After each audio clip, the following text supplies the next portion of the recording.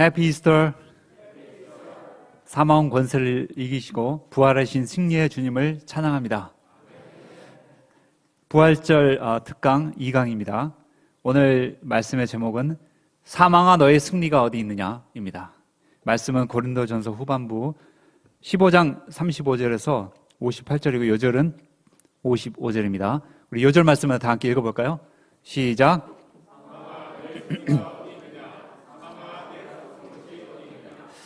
감사하신 하나님 아버지, 부활 승리의 주님을 인하여 감사 찬송을 돌려드립니다. 이 시간 오늘 말씀을 통해서 부활 생명이 우리의 심령에 충만히 임하게 도와주시옵소서. 예수님의 이름으로 기도했습니다. 아멘. 네, 지난주 부활절 특강 1강 말씀으로 죽음 권세를 이기시고 승리하신 그 예수 그리스도의 부활에 대해서 배웠습니다. 오늘 말씀은 그 후반부로 사망아 너의 승리가 어디 있느냐 하시는 죽음에 대한 승리 선포의 말씀이 되겠습니다. 먼저 오늘 말씀의 배경을 잠깐 살펴보도록 하겠습니다. 사도 바울 당시의 고린도 사람들은 헬라 철학과 사상의 영향으로 그 영혼의 불멸성과 영원성은 믿었습니다. 그러나 몸의 영원성과 불면성은 믿지 않았습니다. 그들은 몸은 본질적으로 저급한 것이라고 여겼습니다. 몸은 영혼에 비해서 저급한 것이기 때문에 시간이 흐르면 늙고 병들고 죽는 것이라고 생각했습니다. 그러므로 이 저급한 몸을 벗어버리고 완전히 자유로운 영혼이 되는 것이 일종의 구원이라고 생각했습니다. 이런 그들이 바울이 전한 복음을 영접했습니다. 그들은 복음의 내용 중에 영혼 구원에 관한 부분은 아주 잘 이해하고 받아들였습니다. 그들은 복음을 영접한 순간 그들의 영혼이 완전한 구원에 이르렀다고 생각했습니다. 그들의 이러한 생각이 잘못된 것은 아닙니다. 사람이 복음을 영접한 그 순간 그의 영혼은 온전한 구원에 이릅니다. 문제는 영혼이 구원에 이르렀다고 해서 구원의 완성이 이루어지는 것은 아니라는 사실입니다. 구원이 완성되기 위해서는 몸의 부활이 이루어져야 합니다. 고린도 교회 성도들의 문제는 바로 여기에 있었습니다. 그들은 몸의 부활 없이 영혼 구원만으로도 구원의 완성이 이루어졌다고 생각한 것입니다. 그들이 받은 각종 성령의 은사와 능력이 그 증거라고 생각했습니다. 그들이 예배 드리는 도중에 혹은 개인적으로 기도하다가 방언을 할 때 그들의 영혼이 이미 천사와 같이 되었기 때문에 지금 천사의 언어로 예배 드리는 것이라고 생각했습니다. 그들의 이러한 생각은 많은 문제를 야기했습니다. 성령의 은사가 탁월한 사람들을 중심으로 파벌이 형성되었습니다. 탁월한 은사를 받았다고 생각하는 이들은 이것을 자랑하며 교만해졌고 그렇지 못한 이들을 무시하고 깔고 왔습니다. 한편 몸의 본성과 욕구에 대해서는 매우 관대했습니다. 예를 들어 성적인 욕구나 시기심, 이기심과 같은 인간적인 욕망이나 욕구에 대해 그것은 몸을 가진 인간으로서 자연스러운 것이라고 생각했습니다. 우리 그리스 신화 어렸을 때 읽어봤잖아요. 그리스 신화 보면 그 인간의 성적인 욕망이나 이기심, 탐욕, 막 제우스 신이 막 탐욕적인 행동을 하고 자기중심적인 행동을 하면 그 안에 헤라가 굉장히 시기심과 질투심에 사로잡혀서 막 복수하고 하는 것을 볼 수가 있습니다. 자, 이와 같은 생각으로 인해서 고린도 교회 내에 그 여러 가지 문제가 발생했습니다. 예를 들어 성도 중에 은밀한 가운데 음행을 행하는 자들이 있었습니다. 또 이기적이고 인간적인 욕심을 채우기 위해 성도들끼리 법정 고소하는 문제 등이 발생했습니다. 그들은 모든 교회 중에 가장 성령의 능력과 은사가 탁월한 교회라고 스스로 자랑했습니다. 그러나 바울이 볼 때 그들은 어린아이같이 영적으로 분별력이 약하고 미성숙한 교회였습니다. 이런 그들에게 바울은 본 서신서를 통해 여러 가지를 교훈합니다.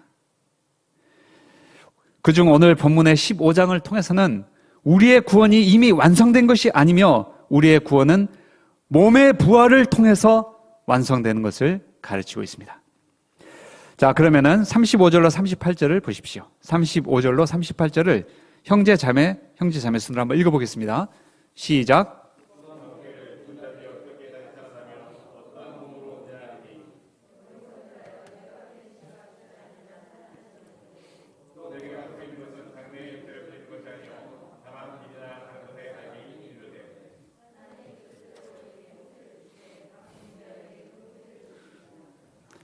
네, 고린도 교회 성도들 중에 어떤 이들은 바울에게 반문합니다.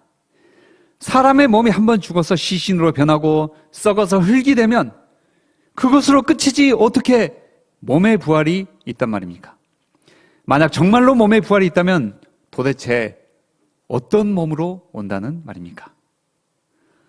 이런 그들에게 바울은 대답합니다. 어리석은 자여, you fool! 농부가 씨를 뿌릴 때 그 씨가 어떻게 됩니까? 씨는 죽지만 그 죽은 씨를 통해서 밀이나 장미, 튤립 같은 것들이 나타납니다. 씨만 보면 이 씨를 통해서 장차 어떤 것이 나타날지 전혀 예측할 수 없습니다. 돋보기를 갖다 대어도, 심지어 현미경을 갖다 대어도, 혹은 씨를 칼로 잘라서 분해해 보아도 장차 어떤 것이 이 씨를 통해서 나타날지 예측할 수 없습니다. 그러나 뭔가 나타나리라는 믿음을 가지고 씨를 땅에 뿌리면 어떻게 됩니까?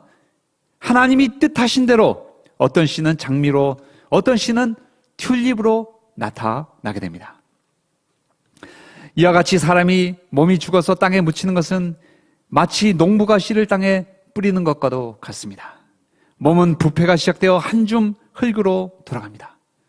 하지만 그 죽은 몸을 통해서 놀라운 부활의 생명체가 나타납니다.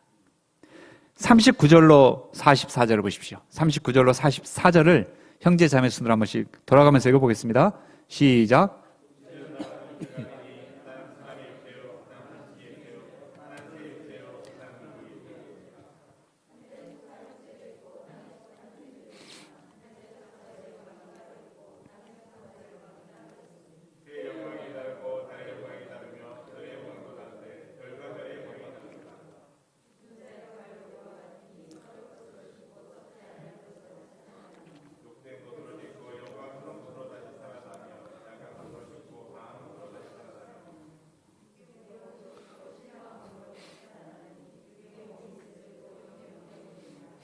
네, 감사합니다.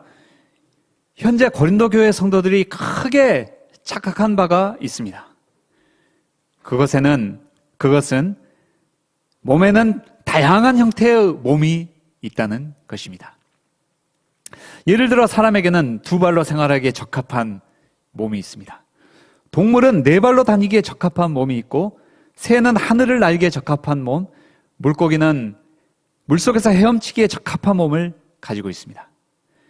그런가 하면 차원이 전혀 다른 또 다른 몸이 있습니다. 바울은 이것을 해와 달과 별의 비유로 설명합니다. 예로부터 문학가와 시인들이 보기에 해와 달과 별은 마치 살아있는 생명체처럼 보였습니다. 강렬한 태양은 마치 지칠 줄 모르는 에너지를 가진 사람처럼 보였고, 밤하늘에 떠 있는 달은 수줍어하는 여인처럼 보였습니다. 그런가 하면 밤하늘의 수많은 별은 우리가 죽으면 돌아갈 고향으로 느껴졌습니다. 제 모교인 한국외국어대학교 선배님이신 우리 모임의 한국 대표 김모세 목자님은 과거 민주화운동을 하다가 결핵에 걸려 치료도 받지 못한 채 군에 강제 징집되어 죽을 뻔했습니다. 그때 그는 생각했습니다. 죽으면 뭐 어때? 죽으면 별이 되지. 윤동주 시인은 별을 보며 다음과 같이 노래했습니다. 죽는 날까지 하늘을 우러러 한 점 부끄러움이 없기를. 잎새에 있는 바람에도 나는 괴로워했다. 별을 노래하는 마음으로 뭐든 죽어가는 것을 사랑해야지. 그리고 나한테 주어진 길을 걸어가야겠다. 오늘 밤에도 별이 바람에 스치운다. 이처럼 우리가 해와 달과 별을 볼 때 마치 살아있는 생명체 같고 각각 그 고유의 영광이 있음을 느낍니다. 그런가 하면 이 땅에 있는 수많은 풀과 나무와 꽃을 볼 때 그 고유한 영광이 있음을 느낍니다. 예수님도 솔로몬 왕이 입은 그 모든 화려한 옷보다 들에 핀 한 송이 백합화에 하나님이 더 아름다운 옷을 입혀주셨다고 마치 시인이 되신 것처럼 말씀하셨습니다. 그런데 들에 핀 한 송이 백합화의 영광과 하늘에 떠있는 해와 달, 별의 영광은 그 영광이 전혀 차원이 다르다는 것을 느낄 수 있습니다. 바울이 말하려는 포인트가 바로 이것입니다. 우리가 이 땅에 입고 있는 이 몸도 분명히 영광이 있고 아름답습니다. 많은 예술가들이 인간의 몸을 조각하면서 또 그림으로 그리면서 세상에 인간의 몸처럼 완벽하게 아름다운 것이 또 있을까 생각했습니다. 그러나 이 몸이 죽은 후에 그 죽은 몸을 통해 나타날 부활의 몸은 전혀 차원이 다른 것입니다. 씨와 씨를 통해 나타나는 장미가 전혀 차원이 다른 것처럼 부활의 몸은 찬란한 영광이 있습니다. 썩지 않고 새하지 않는 몸, 영광스럽고 강한 몸, 신령한 몸입니다. 바울 사도는 이 몸을 영의 몸, a spiritual body라고 표현합니다. 자, 45절로 49절을 보십시오. 45절로 49절을 형제 자매 순으로 돌아가면서 읽어보겠습니다. 시작.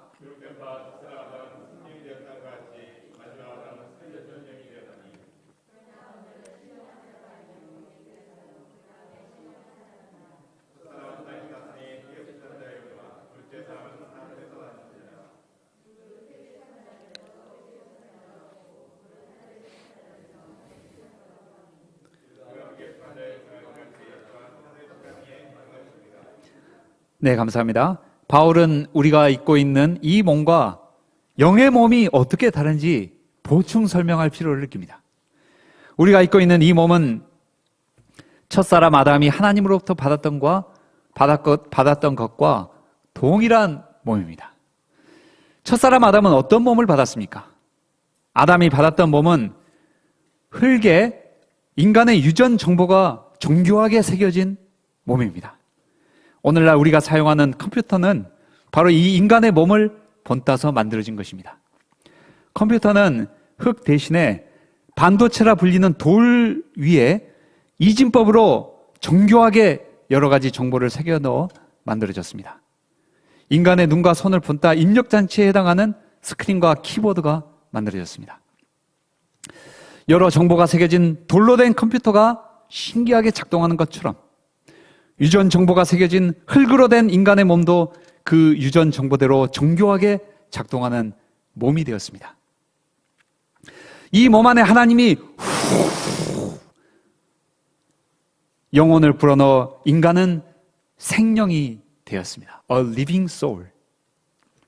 이에 비해서 장차 나타날 영의 몸은 어떻게 다릅니까? 영의 몸은 둘째 아담이신 예수께서 부활하셨을 때 받으셨던, 하나님으로부터 받으셨던 바로 그 몸입니다. 이 몸은 재료 자체부터가 근본적으로 다릅니다. 이 몸은 더 이상 흙으로 만들어지지 않았습니다. 흙보다도 훨씬 더 강하고 영광스럽고 신령한 몸입니다. 우리가 첫사람 아담의 몸을 받았던 것처럼 장차 예수 그리스도와 같은 동일한 그 영광스러운 몸을 받게 됩니다. 51절로 54절을 보십시오. 51절로 54절을 형제 자매 순으로 돌아가면서 읽어보겠습니다. 시작.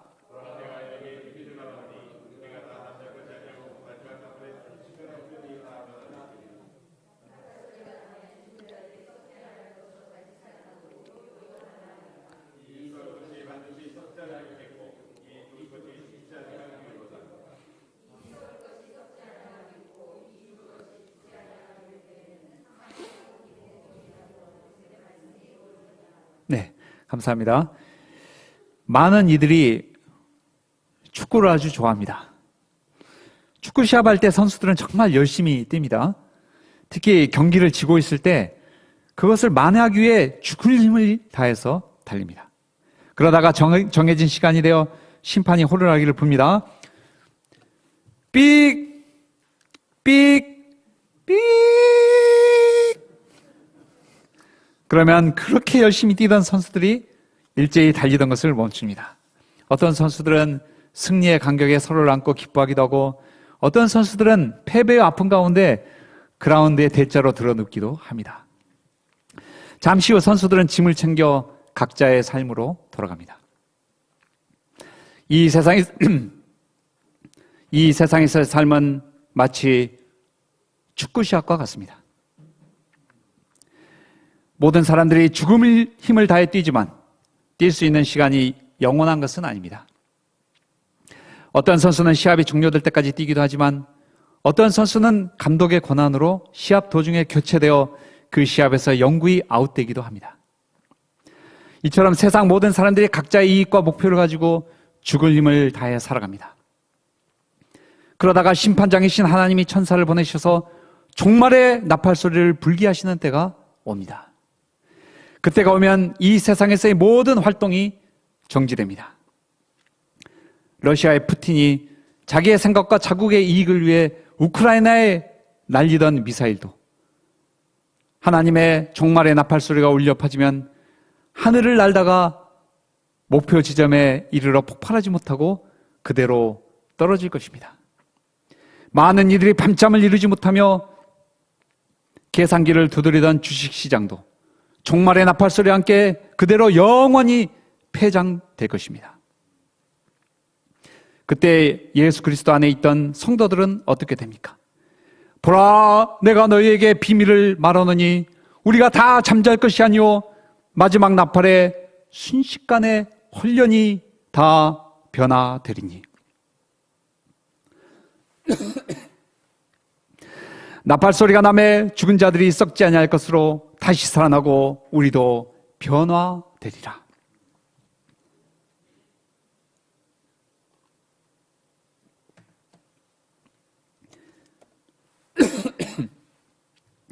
본문에서 순식간에 홀연이라는 표현은 원문상 눈 깜짝할 사이라는 의미입니다.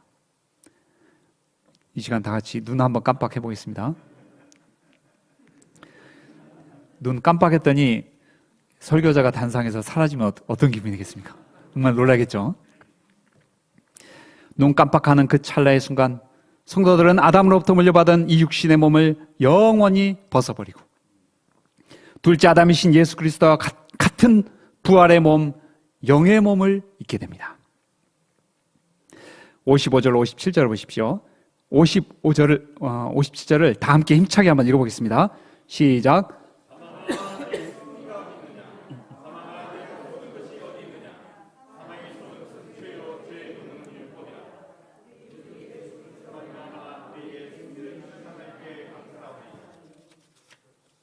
네, 감사합니다. 1945년 8월 15일 세계 2차 대전 말기 일본 천황은 무조건적인 항복선언을 했습니다. 일본 천황의 항복선언이 라디오 방송을 통해 전국 방방곡곡에 울려 퍼지던 바로 그 순간 일본의 식민 통치하에 있던 우리나라의 공기는 완전히 바뀌었습니다. 수많은 사람들이 마치 지진이 난 것처럼 만세, 만세, 만세 함성을 외쳤습니다. 이제는 그 지긋지긋한 일제의 통치가 완전히 끝났음을 확인하고 기쁨의 함성을 외쳤습니다. 얼마나 많은 조선인들이 독립운동을 하다가 일본 경찰에 끌려가 모진 고문을 당했습니까? 얼마나 많은 이들이 고문을 받다가 평생 후유증을 앓았으며 또 어떤 이들은 죽음에 이르렀습니까? 그런데 일본 천황의 항복 선언과 함께 다시는 그러한 고통을 받지 않게 되었습니다. 일제치하로 인한 고통과 아픔을 겪지 않게 되었습니다. 과거 우리 조상들이 36년간 일제치하에서 고통하며 고난을 받았던 것처럼 우리 모든 인류는 참으로 오랜 세월 동안 사망의 통치를 받으며 살아왔습니다. 일제치하에서 사람들은 어디에 있든 무엇을 하든 일제치하라는 그 현실을 잊을 수도 피할 수도 없었습니다. 예를 들면 학교에서 교내 신문 하나를 만들더라도 그 내용을 일본 당국으로부터 검열받아야 했습니다. 교내 신문에 불온한 내용을 실었다가는 그날로 경찰에 끌려가 신문을 당하고 심지어 고문을 받거나 감옥에 갇혔습니다. 연극을 하다가 본래 대본에 없던 불온한 내용을 말했다가 관객 속에 일반인으로 위장한 일본 형사에게 현장에서 체포되어 연행되기도 하였습니다. 이처럼 사망의 통치를 받는 사람들은 어디에 있든 무엇을 하든 모든 것을 주관하고 통치하는 사망의 눈길을 피할 길이 없었습니다.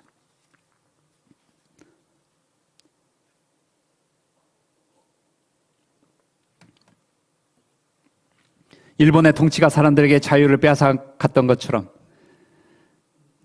사망한 사람들에게 삶의 목적과 의미를 빼앗아갔습니다. 아무리 아둥바둥 살아도 결국 죽음으로 모든 것이 끝난다는 이 생각은 사람들의 마음에 깊은 허물을 심었습니다.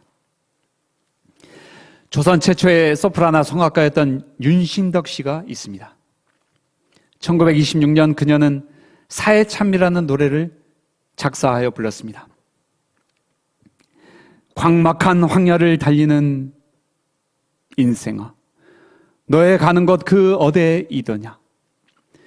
쓸쓸한 세상 험악한 고해에 너는 무엇을 찾으려 하느냐? 눈물로 된 이 세상에 나 죽으면 그만일까? 행복 찾는 인생들아, 너 찾는 것 서름. 웃는 저 꽃과 우는 저 새들이 그 운명이 모두 다 같구나. 삶에 열중한 가련한 인생아, 너는 칼 위에 춤추는 자로다. 눈물로 된 이 세상에 나 죽으면 그만일까? 행복 찾는 인생들아, 너 찾는 것 허무. 허영에 빠져 날뛰는 인생아, 너 속였음을 내가 아느냐? 세상의 것은 너에게 허무니 너 죽은 후는 모두 다 없도다. 눈물로 된 이 세상이 나 죽으면 그만일까? 행복 찾는 인생들아, 너 찾는 것 허무. 그녀는 자신이 불렀던 노래 가사처럼 행복을 찾았지만 찾을 수 없는 인생의 깊은 허물을 이기지 못하고 29살의 꽃다운 나이에 현해탄에 몸을 던져 비극적인 삶을 마감하고 말았습니다. 세계적인 문호 해밍웨이 역시 이 허무의 뿔에 깊이 찔렸습니다. 그는 여러 작품을 통해 그의 마음을 죽음의 화살처럼 찌르던 허물을 표현했습니다. 노인과 바다라는 작품에서 노인은 약 80여일간 물고기를 잡지 못했습니다. 그러다가 커다란 청새치를 만나게 되었습니다.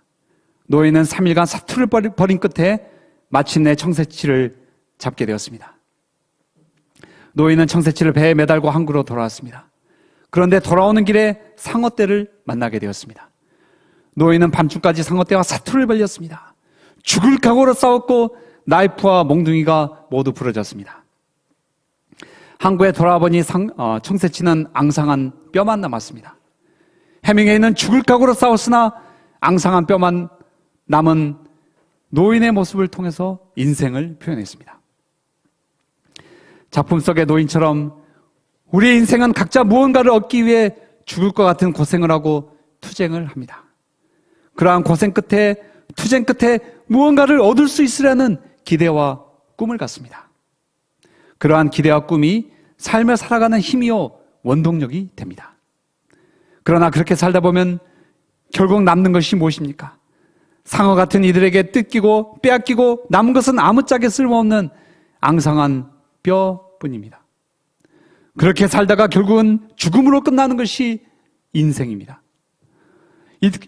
이렇게 죽도록 고생만 하다가 결국 죽음으로 끝나 무덤에 묻혀 한 줌의 흙으로 돌아가는 것이 인생일진데 도대체 무엇 때문에 그렇게 아둥바둥거리며 살아야 하는 것입니까?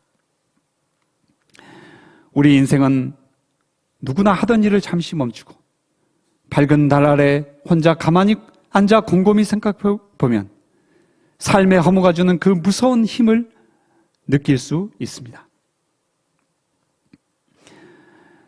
이 풍진 세상을 만났으니 너의 희망이 무엇이냐? 부귀와 영화를 누렸으면 희망이 족할까? 푸른 하늘 밝은 달 아래 곰곰이 생각하니 세상 만사가 충몽 중에 또다시 꿈 같도다. 이 풍진 세상을 만났으니 너의 희망이 무엇이냐? 부귀와 영화를 누렸으면 희망이 족할까? 담소 화락에 엄벙덤벙 주색 잡기에 침몰하랴. 세상 만사를 잊었으면 희망이 족할까? 언젠가는 결국은 죽음으로 끝나고 관 속에 눕혀 차갑디 차가운 무덤에 묻히는 운명을 갖고 태어난 이 인생을 살면서 삶의 희망이 무엇일까? 언젠가는 사형을 당할 사형수가 감방에 갇혀 살면서 한 끼 맛있는 식사를 한다고 기쁠까? 잠시 감방을 벗어나 감옥들 가운데 양지 바른 곳에 앉아 햇볕을 쬐며 편안히 쉰다고 만족할까? 동료 사형수가 몰래 밀반입한 담배 한 모금을 맛있다고 빤다고 행복할까? 내 마음대로 내 뜻대로 되는 것이 없는 이 풍진 세상을 살면서 나의 희망이 무엇일까? 나의 소망이 무엇일까? 사람들은 이것을 생각하면 너무 마음이 무겁고 힘들기 때문에 이러한 생각을 잊기 위해 담소화락 주색 잡기에 침몰합니다. 그러나 담소화락을 마치고 홀로 있을 때 주색 잡기를 즐기다 모든 힘과 에너지가 다 소모되었을 때 결국은 도망할 수 없는 죽음이 주는 그 깊은 공포와 허무에 사로잡히게 됩니다. 인생 중에 과연 누가 이 죽음을 이길 수 있겠습니까? 다 같이 55절로 57절을 힘차게 한번 읽어보겠습니다. 시작.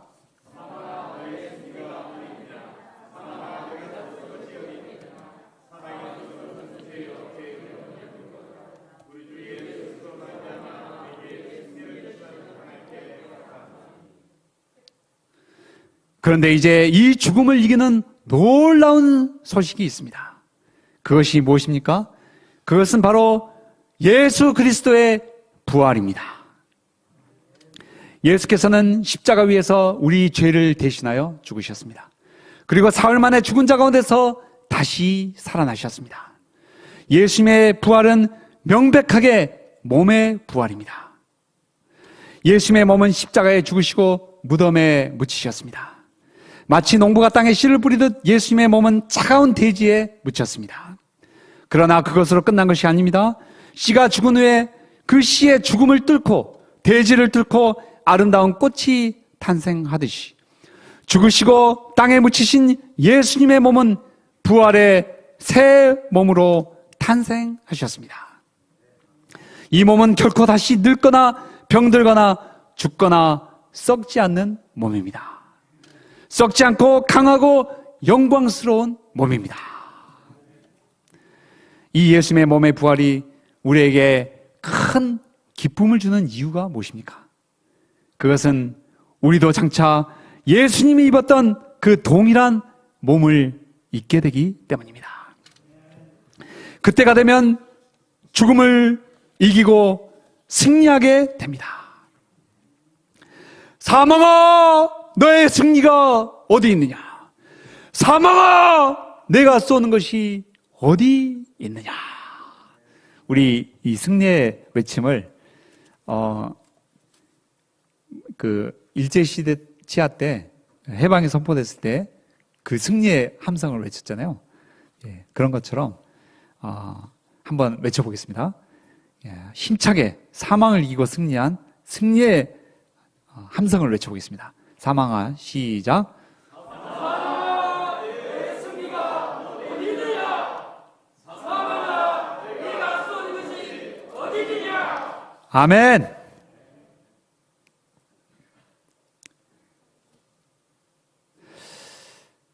예수님의 몸의 부활이 이와 같이 우리에게 큰 기쁨을 주는 이유가 무엇입니까? 그것은 우리도 장차 예수님이 입었던 동일한 몸을 반드시 입게 될 것이기 때문입니다. 그때가 되면 죽음을 이기고 승리하게 됩니다. 죽음이 주는 모든 허무와 공포와 두려움과 무의미에서 완전하게 영원하게 해방됩니다. 죽음 자체가 마치 칼에 목이 잘린 괴물처럼 그리스도에 의해 죽임을 당하고 소멸하게 됩니다. 그때 우리는 힘찬 승리의 찬가를 부르게 될 것입니다. 성도들이 천군천사와 함께 부르는 그 찬가는 온 우주를 진동시키는 힘찬 승리의 찬가가 될 것입니다. 우리 한 번 더 해볼까요? 네. 사망아 너의 승리가 어디 있느냐? 사망아 내가 쏘는 것이 어디 있느냐? 우리 정말 밥 먹다니까지 다 해서 한번 힘차게 한번 해보겠습니다. 시작. 사망아 너의 승리가 어디에 있느냐? 사망아 내가 쏘는 것이 어디 있느냐? 아멘. 58절 말씀을 보십시오. 58절을 다 함께 읽어보겠습니다. 시작.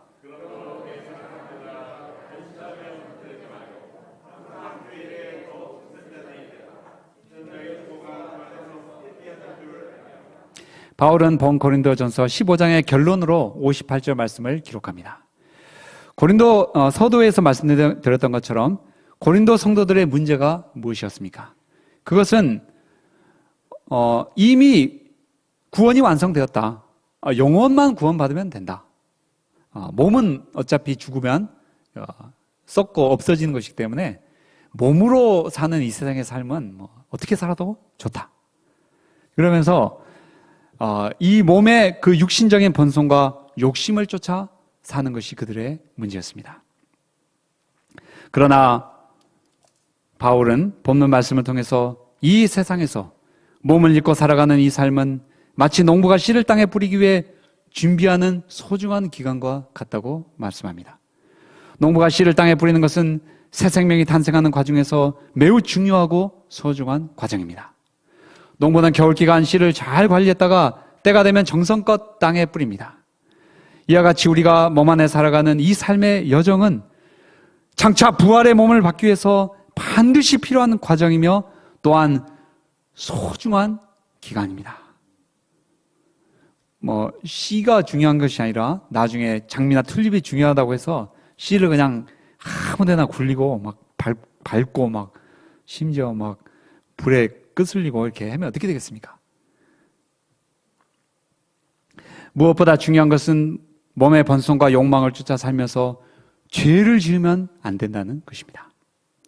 성도들은 이 몸을 입고 살아가는 동안 몸을 사용하여 항상 주의 일을 하기에 힘써야 합니다. 이 몸에 달린 눈으로 성경을 읽기에 힘써야 하고, 제가 최근에 백내장 수술을 받았는데요. 수술을 받기 직전에 아무리 안경 도수를 높여도 눈에 초점이 안 맞았습니다. 그래서 성경을 읽으면 글씨가 4개로 보였습니다. 굉장히 절망적인 생각이 들었는데 현대 의술의 발달을 힘입어서 시력을 회복하고 현재는 4개로 보이던 게 2개로 보이게 되었습니다. 이제 이쪽은 정상이 됐는데 이쪽은 아직 수술 받을 때가 안 됐다고 해서 이쪽은 안 하니까 여기하고 여기가 안 맞아가지고 2개로 보이는데 4개가 2개로 보이니까 얼마나 감사한지 모릅니다.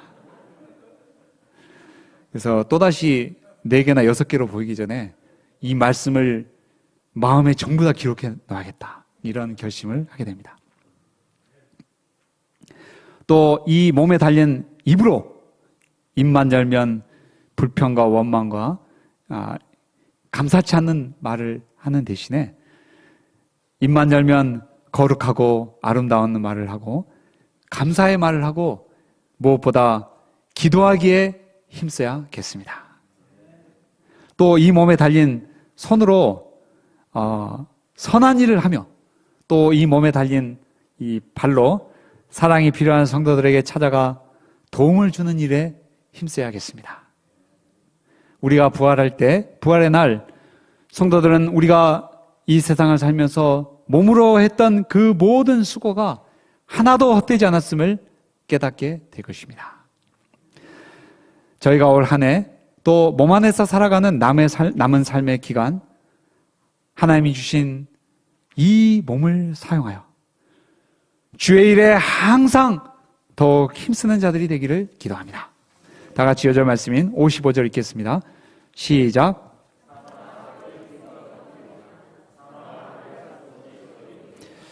감사하신 하나님 아버지, 예수 그리스도의 부활을 통해 사망을 이기고 승리하신 주님을 감사 찬양드립니다.